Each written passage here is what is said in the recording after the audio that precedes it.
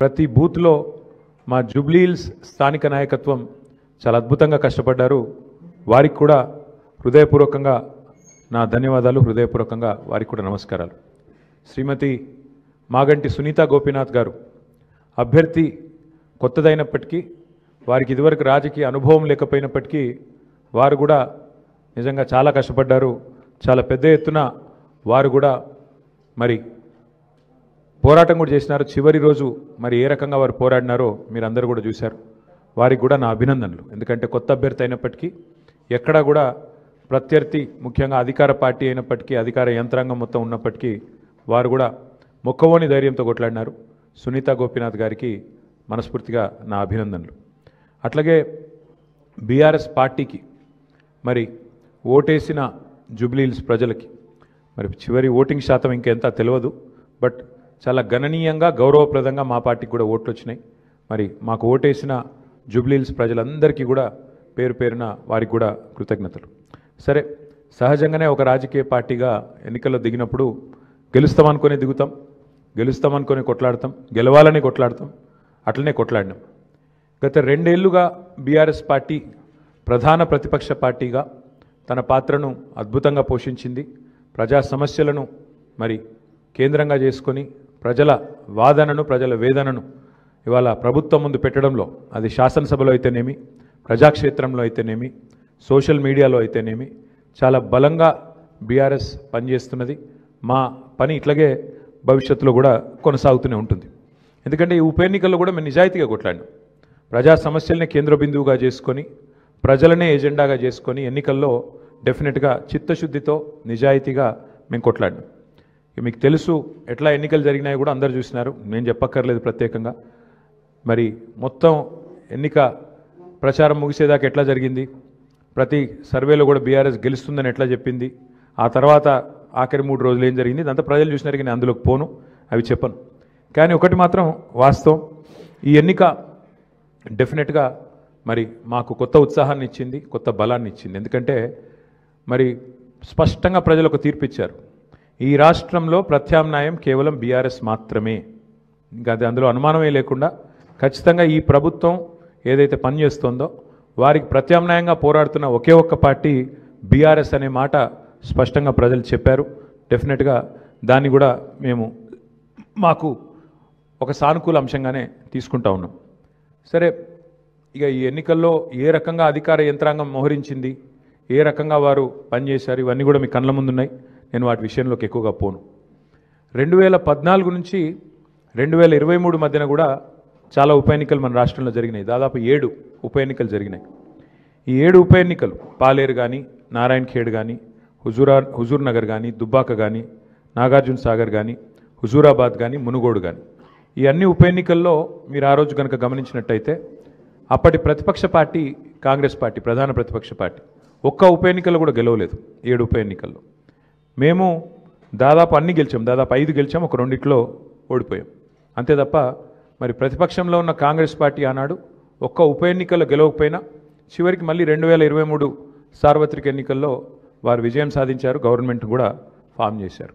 అట్లాగే మధ్యలో జిహెచ్ఎంసీ ఎన్నికలు వస్తే కూడా, గ్రేటర్ హైదరాబాద్ కార్పొరేషన్ ఎన్నికల్లో కూడా మరి ప్రతిపక్షంలో ఉన్న కాంగ్రెస్ పార్టీకి ఆనాడు కేవలం 1-2 కార్పొరేటర్ సీట్లు వచ్చిన విషయం కూడా ఒక్కసారి గమనంలోకి తీసుకోవాలని చెప్పి కూడా నేను కోరుతా ఉన్నా. అట్లాగే ఈ ఎన్నికల్లో ముఖ్యంగా ప్రజల తరపున వాదన బలంగా వినిపించగలిగాం. ఎన్నికల ఎజెండాను ఖచ్చితంగా నిర్దిష్టంగా బలంగా ప్రతిపక్షంగా మేమే సెట్ చేయగలిగాం. ప్రజా సమస్యలను ప్రధానంగా 6 గ్యారంటీల అమలులో ప్రభుత్వ వైఫల్యాన్ని బలంగా ప్రజల్లోకి తీసుకొని పోయాం. 6 గ్యారంటీల విషయంలో ప్రభుత్వం చేసిన మోసాన్ని తీసుకొని పోయాం. హామీల ఎగవేతను బాకీ కార్డుల రూపంలో ప్రధాన చర్చగా చేయగలిగాము. ఇది బీఆర్ఎస్ సాధించిన విజయంగా మేము భావిస్తూ ఉన్నాం. అట్లాగే మేము అనవసరపు అంశాల జోలికి పోలేదు. కులము, మతము వీటి పేరు మీద డైవర్షన్ రాజకీయాలు చేయలేదు. బూతులు అసలు మాట్లాడలేదు. ఆఖరికి ప్రభుత్వంలో ఉన్నవాళ్ళు ఫ్రస్ట్రేట్ అయిపోయి బూతులు మాట్లాడినా మేము మాత్రం బూతులు మాట్లాడలేదు. కేవలం ప్రజా సమస్యల గురించే మాట్లాడాం. చాలా హుందాగా ఈ ఎన్నికల్లో కొట్లాడినామని చెప్పి నేను అనుకుంటా ఉన్నా. అట్లాగే జనాలకు అవసరమైన పాయింట్లు, ప్రజలకు అవసరమైన పాయింట్లను మాత్రమే చర్చకు పెట్టాం. కాంగ్రెస్, బీజేపీ ఎన్ని రకాలుగా మమ్మల్ని కవ్వించే ప్రయత్నం చేసినా సంయమనం కూడా పాటించాం. అట్లాగే మేమేం చేశాము, ఎందుకంటే ఒక 10 ఏళ్ళు ప్రభుత్వాన్ని నడిపిన ఒక జవాబుదారీ పార్టీగా, ఒక బాధ్యత గల ప్రతిపక్షంగా 10 ఏళ్ళు మీరు ఏం చేశారు జూబ్లీహిల్స్ కంటే 5,328 కోట్లతో అభివృద్ధి సంక్షేమ కార్యక్రమాలు చేశామని చెప్పి లెక్కల హితంగా, లెక్కల సహితంగా మరి ప్రజల ముందు పెట్టాము. చాలా పారదర్శకంగా పనిచేశామని చెప్పి ఎన్నికలు కూడా పోయినాం. అట్లాగే కాంగ్రెస్ ఎగ్గొట్టిన వాటిని కూడా లెక్కలతో సహా ఇంటింటికి తీసుకొని పోయాం బాకీ కార్డుల ద్వారా. అట్లాగే ప్రజా సమస్యలు, బస్సు ఛార్జీల పెంపు మీద నిరసన చెప్పాము. బస్తీ దవాఖానాలు విజిట్ చేసి ప్రభుత్వ యంత్రాంగంలో చలనం తీసుకొచ్చాము. హైడ్రా విధ్వంసం మీద, ప్రభుత్వంలో ఉన్న పెద్దల ద్వంద్వ ప్రమాణాల మీద, డబుల్ స్టాండర్డ్స్ మీద కూడా ప్రభుత్వాన్ని ఎండగట్టగలిగాం. ఆటో అన్నుల సమస్యలను కూడా ప్రభుత్వం దృష్టికి తీసుకురాగలిగినాం. వాళ్ళ తరపున కూడా గట్టిగా మాట్లాడినాం. హైదరాబాద్లో రోడ్ల దుస్థితి విషయంలో కూడా ప్రభుత్వాన్ని కదిలింపజేయగలిగినాం. శాంతి భద్రతల విషయంలో కూడా మా నిరసన గట్టిగా చెప్పాం. ఈ రకంగా ప్రజా సమస్యలనే కేంద్ర బిందువుగా మా పార్టీ ఎన్నికల ప్రచారాన్ని చాలా హుందాగా నిర్వహించింది. తద్వారా ప్రభుత్వం కూడా మాట్లాడక తప్పని అనివార్యత కల్పించాం.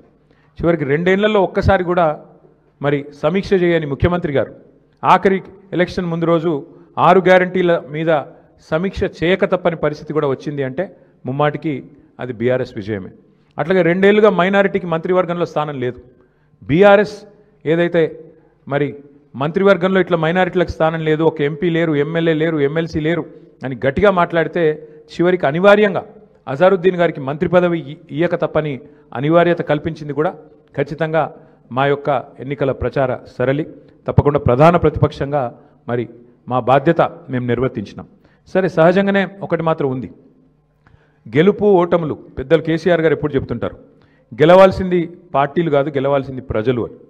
మేము కూడా మనస్ఫూర్తి కోరుకునేది ప్రజాస్వామ్యంలో చర్చ జరగాల్సిందే, మీడియాలో జరగాల్సిందే, బయట జరగాల్సిందే, తప్పకుండా ప్రజల్లో కూడా జరగాల్సిందే. ఈ ఎన్నిక ఎట్లా జరిగింది అనే విషయంలో కూడా చర్చ జరగాలి. ఎందుకంటే ఈరోజు కాదు, మేము 4 రోజుల ముందే చెప్పాం ఎన్ని రకాల అక్రమాలకు కాంగ్రెస్ తెరలేపిందో చెప్పాం. అభ్యర్థి యొక్క సొంత తమ్ముడికి 3 ఓట్లు ఉన్న విషయాన్ని మీ ముందు పెట్టాం. ఆధారాలతో సహా మేము స్పష్టంగా మీ ముందు బయట పెట్టాం. ఎన్నికల కమిషన్ అడిగాం, కోర్టుకు పోయాం. ఎన్ని ప్రయత్నాలు చేయాలో అన్ని ప్రయత్నాలు పారదర్శకంగా ఫ్రీ అండ్ ఫెయిర్ ఎలక్షన్ కోసం జరగాలని ప్రయత్నం చేసినాం. షెడ్యూల్ వచ్చిన నాటి నుంచి పోలింగ్ డే దాకా ఏమేం జరిగినాయో, ఎన్ని రకాల అక్రమాలు, ఎన్ని రకాల అవకతవకలు, ప్రలోభాలు, ఎన్ని రకాల ఒత్తిళ్లు, ఇవన్నిటి మీద కూడా చర్చ తప్పకుండా జరగాల్సిందే. ఏదేమైనప్పటికీ సరే, అల్టిమేట్గా ప్రజాస్వామ్యంలో ప్రజా తీర్పు శిరోధార్యం. తప్పకుండా మరి వాళ్ళ మేము కూడా ఓట్లేసిన ప్రజలకు ధన్యవాదాలు చెప్తున్నాం. అట్లాగే మిగతా వారికి కూడా మేము విజ్ఞప్తి చేస్తూ ఉన్నాం. ప్రధాన ప్రతిపక్షంగా మా పాత్రను మీరు గమనించారు. ప్రధాన ప్రతిపక్షంగా మేము గెలవాలని కోరుకున్నాం, సహజంగా గెలుస్తామని ఆశించినాం. బట్ ఎలాంటి నిరాశ లేదు, మా పని మేము చేసుకుంటూ పోతూనే ఉంటాం. ఎందుకంటే 2 ఏళ్లుగా లగచర్ల కావచ్చు, హైడ్రా బాధితులు కావచ్చు, మూసీ బాధితులు కావచ్చు, 6 గ్యారంటీల విషయంలో బాకీ కార్డుల రూపంలో కావచ్చు, ప్రజల తరపున గొంతు ఎత్తడంలో, అట్లాగే మా మీద జరిగే దుష్ప్రచారాన్ని తిప్పికొట్టడంలో శాసనసభ వేదిక కానీ బయట కానీ బ్రహ్మాండమైన పాత్ర పోషించాం. రేపటి రోజున కూడా అట్లాగే ముందుకు పోతాం. ఇప్పుడు రాజకీయ పార్టీ అనేటటువంటిది పక్కన పెడదాం బ్రదర్. నేనేమంటున్నా అంటే, నేను 20 సంవత్సరాలు ఒక రాజకీయ పార్టీ కోసం పనిచేసిన బీఆర్ఎస్ పార్టీలో. అంతకుముందు తెలంగాణ జాగృతి సంస్థ ఇండిపెండెంట్గా ఒక 6 సంవత్సరాలు నడుపుకున్నాను. నడిపినప్పుడైనా, రాజకీయ పార్టీలో పనిచేసినప్పుడైనా నాకు అర్థమైంది ఒకటే, ప్రజల పక్షాన నిలబడడం ఇంపార్టెంట్. పార్టీ పెట్టినామా, సంస్థగా ఉన్నామా అన్నది కాదు, ప్రజల పక్షాన నిలబడడం ఇంపార్టెంట్. ఇప్పుడు రాష్ట్రంలో ఉన్న పరిస్థితులు మీరు చూస్తున్నారు. నిన్న జూబ్లీహిల్స్ ఉప ఎన్నికలు వచ్చిన రిజల్ట్ మీరు చూసిండ్రు. ఏం జరిగింది? మొత్తం ఊర్లలో ప్రతి చోట ఎక్కడ పోతున్నా కాంగ్రెస్కి వ్యతిరేకత ఉన్నది. అది మీకు కూడా తెలుసు.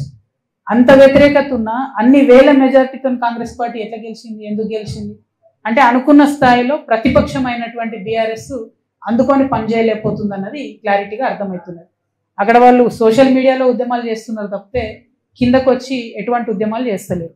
ఇంకొకటి, పేరుకు కృష్ణార్జునులు అని చెప్పుకొని ట్వీట్లు పెట్టుకొని వాళ్ళది వాళ్ళు ఒకళ్ళు జబ్బ ఒకళ్ళు జరుచుకుంటూ తప్పితే, ఒకళ్ళు వీపు ఒకళ్ళు జరుచుకుంటూ తప్పితే పెద్దగా క్షేత్రస్థాయిలో పనిచేయలేదని అర్థమైంది. ఇలా చాలా కుట్రలు కూడా జరిగినాయి అనుకోండి జూబ్లీహిల్స్ ఎన్నికలలో. అవి సమయం సందర్భం వస్తే తప్పకుండా అవి కూడా చెప్తాం. కాకపోతే ప్రతిపక్షాలు ప్రజల ఎక్స్పెక్టేషన్ మేరకు పనిచేసినట్టయితే రిజల్ట్ మంచిగా వేరే రకంగా ఉంటుంది జూబ్లీహిల్స్. సో ఆ ఎక్స్పెక్టేషన్కి తగ్గట్టుగా వాళ్ళు పనిచేస్తలేరు. అక్కడే తెలంగాణ జాగృతి వచ్చి ప్రజల మధ్య నిలబడి ప్రశ్నించాల్సినటువంటి అవసరాన్ని గుర్తించినాం కాబట్టి ఇంత పెద్ద కార్యక్రమం తీసుకొని ప్రతి జిల్లాకు కూడా వెళ్ళి పనిచేస్తా ఉన్నాం. Thank you. జై తెలంగాణ, జై తెలంగాణ, జై జాగృతి. ఇప్పుడిప్పుడే తెలుస్తుంది కదా ఏళ్ల తరబడి చేసే మోసం. అంటే మీకు ఒక లేటెస్ట్ ఎగ్జాంపుల్ చెప్తాడు. నిన్న జూబ్లీహిల్స్ ఎన్నికల్లో నేను ఒక మాట చెప్పిన, నాకు జూబ్లీహిల్స్ ఎన్నికతో సంబంధం లేదు భయ్ అని చెప్పిన. సరే అయినా సరే ఒక 15 మంది ఇండిపెండెంట్లు వచ్చి నా దగ్గరికి, అక్క ఇట్లా మేము విత్డ్రా చేసుకుంటాము, ఎవరికి సపోర్ట్ చేయమంటారని అడిగారు. నేనన్నా నాకు సంబంధం లేదు భయ్ జూబ్లీహిల్స్ ఎన్నిక, మీరు ఎవరి దగ్గరికి అన్నపోండి అని చెప్పి వాళ్ళు సక్క హరీష్ అన్న దగ్గర పోయారు. తర్వాత వాళ్ళు చెప్పిన ముచ్చండి నాకు తెలియదు. సక్క వాళ్ళు హరీష్ అన్న దగ్గర పోయారు. నేనంటే బీఆర్ఎస్ పార్టీ లేను, నేను ఏ పార్టీకి సపోర్ట్ చేయదలుచుకోలేదు కాబట్టి నేను దూరం ఉన్నా. హరీష్ రావు కూడా అదే ఆన్సర్ చెప్పారట, మీ ఇష్టంపై ఎవరికైనా వేసుకోరు అన్నారట. అంతకన్నా ముందేం చేసిరు హరీష్ రావు గారు, అంటే బీఆర్ఎస్కి మోసం చేసినట్టే కదా. అంతకన్నా ముందేం చేసిరు హరీష్ రావు గారు, ఎలక్షన్ పెట్టక ముందే ఇవోగి పలానా క్యాండిడేట్ని పెడితే మీకు సపోర్ట్ చేస్తా కాంగ్రెస్ కానీ చెప్పపిరట పైకి, వాళ్ళు వద్దన్నారట. అన్నాక ఈయన సైలెంట్ అయిపోయి. అంటే గమ్మత్ ఏముంటుంది హరీష్ రావు గారిది అంటే తెలియడానికి టైం పడుతుంది. ఎందుకంటే ఇవాళ వారి అన్ఫార్చునేట్ వారి తండ్రి గారు చనిపోయినారు. అయితే వారు లోపల ఉన్నారు ఇంట్లో. అక్కడి నుంచి కూడా ఎలక్షన్ అవుతున్న సమయంలో టెలికాన్ఫరెన్స్లు అవి పెట్టి మాట్లాడారు. అప్పుడు హరీష్ రావు గారి భజన పరులంతా ఏం బిల్డప్ ఇచ్చిరు, హరీష్ అన్న ఇంత కష్టంలో కూడా పార్టీ కోసం నిలబడి టెలికాన్ఫరెన్స్ పెడుతున్నారు అన్నారు. రిజల్ట్ ఉల్టాయే వరకు ఏం భజన మొదలుపెట్టింది నిన్నటి నుంచి. హరీష్ అన్న లేకపోయా, హరీష్ అన్న ఉంటే అసలు ఇక ఒక్క సీటు కానీ వేసి ఉంటే హరీష్ అన్న జూబ్లీహిల్స్ గెలుచుతుంటే మన లెవెల్లో మళ్ళీ పెడుతున్నారు. అంటే వెంటనే తప్పించుకోవడం, అప్పటి వరకు మోసం చేయడం, ఇది హరీష్ రావు గారి నైజం. సో ఇంటి దొంగని ఈశ్వరుడైన పట్టలేడు అన్నట్టు చాలా టైం పట్టింది. ఏదో నాకు తెలిసింది కాబట్టి నేను గట్టిగా మాట్లాడుతున్నా కాబట్టి నన్ను బయట వారేసి. బట్ అక్కడ ఉన్న వాళ్ళు వారు ఆలోచన చేసుకోవాలి. At the same time Ramanna కూడా ఒక సభ కాగానే ఏదో మేమే సార్ను మోస్తున్నట్టుగా కార్టూన్ లేపించేసుకొని, హరీష్ రావు గారు సార్ను మోసినట్టు ఒకసారి, రామన్న గారు సార్ను మోసినట్టు ఒకసారి, ఎవరమేమేమంటారు సార్ కింద బచ్చగల్లం అందరం బచ్చగల్లం ఉంటే బాగుంటుంది. ఇలా నన్ను బయటకు వారేసిండ్రు కాబట్టి నేను నెత్తి మీద బతుకమ్మ ఎత్తుకున్నట్టు నెత్తి మీద తెలంగాణ సమస్యలు ఎత్తుకుని తిరుగుతున్నాయి ఇలా. కాబట్టి నేను బలంగా మాట్లాడుతున్నాను. బట్ ఒక పార్టీలో ఒక సిస్టంలో ఉన్నప్పుడు నాయకుడు కోరుకున్న చేయాలి. వీరేం చేస్తున్నారు, సభ సక్సెస్ చేయగానే రామన్న నెత్తి మీద సార్ పెద్ద సార్ ఫోటో పెట్టి నేనే మోసిన అని ఆయన వేసుకున్నాడు కార్టూన్.